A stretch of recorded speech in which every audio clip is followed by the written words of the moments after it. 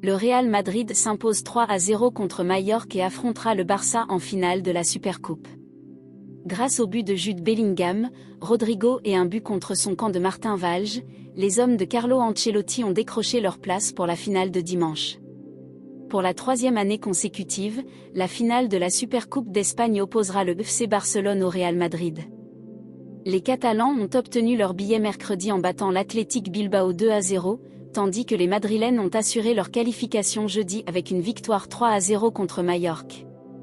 Malgré ce score qui pourrait laisser penser à une victoire facile, le chemin vers la finale n'a pas été de tout repos pour le Real. Bien que dominateurs en première période, les Merengues sont rentrés au vestiaire sur un score nul et vierge. En seconde mi-temps, Rodrigo a donné le ton avec une frappe sur le poteau à la 62e minute.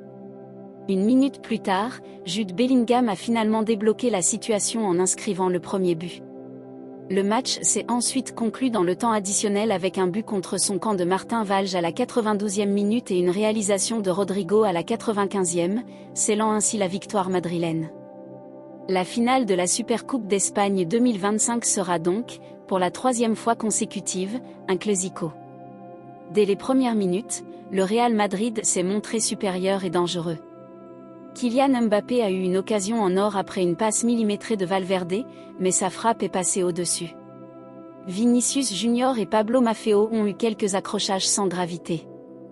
L'équipe d'Ancelotti affichait une grande sérénité, jouant avec profondeur, tandis qu'un Mbappé très actif multipliait les percées, sans toutefois trouver le chemin des filets. De leur côté, les Majorquins misaient sur la puissance de leurs attaquants, Veda Muriqi et Syl Larin, qui ont livré une lutte acharnée contre Aurélien Tchouaméni et Antonio Rudiger. Majorque résistait bien face à un Real dominant. Le match a ensuite connu une période plus confuse, marquée par un jeu haché.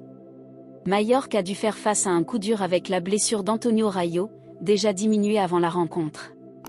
Malgré tout, le duo Jude Bellingham-Rodrigo continuait de se montrer dangereux dans les trois quarts adverses, même si la finition laissait à désirer. Vinicius, quant à lui, est resté discret et peu percutant.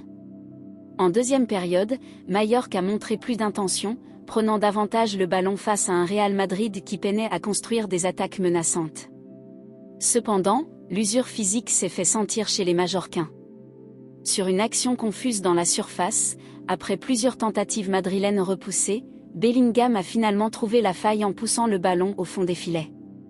Ce but a permis aux Madrilènes de débloquer une situation compliquée, leur ouvrant la voie vers une nouvelle finale. N'oubliez pas de abonner sur notre chaîne, Sport 95 TV, et d'activer la cloche.